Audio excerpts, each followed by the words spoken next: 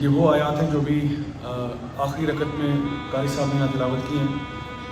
ان آیات میں موسیٰ علیہ السلام کا اور فرعون کا جو آپس میں ایک ان کے ٹسل ہے اس کا ذکر کیا جا رہا ہے، اور یہاں پہ اللہ سبحانہ وتعالیٰ نے جو آیات ہیں آیت نمبر 127 سے اسٹارٹ کیا، وقال الملا۔ الملا وہ لوگ ہوتے ہیں جو سوسائٹی کے بڑے ایلیٹ طبقے سے تعلق ہوتے ہیں جن کا، یعنی کسی بھی کمیونٹی میں جو سب سے ایلیٹ لوگ ہوتے ہیں ان کو الملا کہا جاتا ہے۔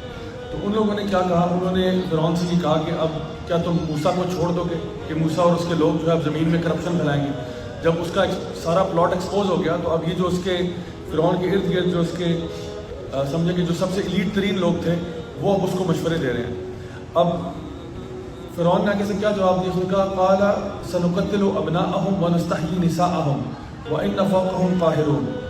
بڑا انٹرسٹنگ مشورہ ہے۔ اس نے کہا کہ ہم ایسا کرتے ہیں کہ ہم ان کے بیٹوں کو مار دیتے ہیں اور ان کی عورتوں کو جینے دیتے ہیں۔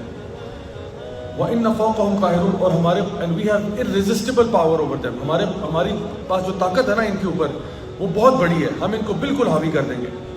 یہ آیات میں نے اس لیے آپ کے سامنے ذکر کی ہیں کہ اگر آپ نے آج کا جو ورلڈ آرڈر کا ایجنڈا سمجھنا ہے، یا جو ہم کہتے ہیں الومیناٹی کا ایجنڈا سمجھنا ہے، تو یہ آیات آپ کے لیے پڑھنا بہت ضروری ہے۔ اس نے کیا کہا، ایڈوائس کیا کیا، اس نے کہا کہ ان کے بیٹوں کو مار دو اور بیٹیوں کو زندہ رہنے دو۔ ہمارے یہاں پہ بھی جو اس وقت کیمپین چلی ہوئی ہے وہ یہ ہے کہ جو مرد ہیں ان کو اسپریچولی ڈیڈ کر دو، اسپریچولی ڈیڈ، ان کو بے حیائی فاشی میں ایسا لگا دو کہ وہ اندر سے مر جائیں۔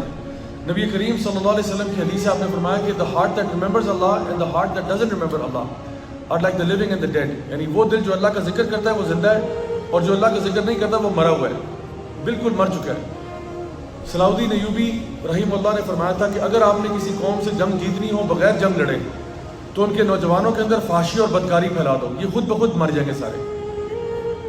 جس قوم کے اندر یہ چیز پھیل جائے ان کا ستیہ ناش ہو جاتا ہے۔ اور کیا کہا، ان کی عورتوں کو زندہ کر دو، عورتوں کو اٹھا کے بل بورڈز پہ لے آؤ، عورتوں کو اٹھا کے میگزینز میں لے آؤ، عورتوں کو اٹھا کے ٹی وی اور میڈیا کی زینت بنا دو، عورتوں کو اٹھا کے بازاروں میں لے آؤ تاکہ عورتیں زندہ ہو جائیں اور مرد مر جائیں سارے۔ یہ پلان تھا فرعون کا کہ یہ ہمیں کرنا پڑے گا۔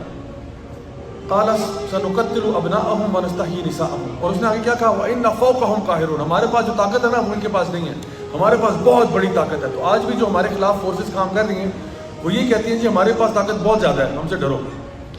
قال موسیٰ لقومه استعینوا باللہ واصبر، اب موسیٰ علیہ السلام نے اپنی قوم سے کیا کہا، انہوں نے کہا کہ سیک ہیلپ ان اللہ، اللہ تعالیٰ سے مدد مانگو اور صبر کرو۔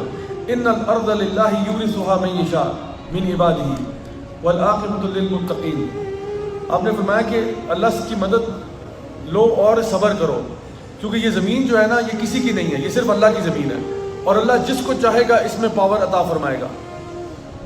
اور آگے کیا فرمایا کہ والعاقبۃ للمتقین، اور ان دی اینڈ جو الٹیمیٹ اینڈ ہے نا، جو کامیابی ہے وہ متقین کے لیے۔ یعنی اللہ تعالیٰ فرماتے ہیں قرآن مجید میں وَمَكَرُوا وَمَكَرَ اللَّهُ وَاللَّهُ خَيْرُ الْمَاكِرِينَ، they plan and Allah plans and Allah is the best of planners۔ موسیٰ علیہ السلام بھی اپنی قوم سے کہہ رہے ہیں کہ یہ پلان کر رہے ہیں، ان کو لگتا ہے ساری طاقت ان کی ہے، یہ پتہ نہیں کیا کر لیں گے، لیکن جان لو کہ فتح جو ہے وہ متقین کی ہوگی اگر تم اللہ تعالیٰ پہ بھروسہ کرو اور صبر کر جاؤ، ڈٹ جاؤ اپنے کام پہ، تو اللہ کی مدد تمہارے ساتھ ہے۔ تو میں آج بھی کہوں گا آپ سے کہ آج بھی اللہ کی مدد آ سکتی ہے، آج بھی اللہ ہماری ہیلپ کر سکتا ہے اگر ہم لوگ اللہ تعالیٰ کے ساتھ وہ ریلیشن شپ مینٹین کر لیں دوبارہ سے۔ دین کی بات پھیلانا صدقہ جاریہ ہے، ثواب کی نیت سے ویڈیو کو شیئر ضرور کیجیے۔ جزاک اللہ۔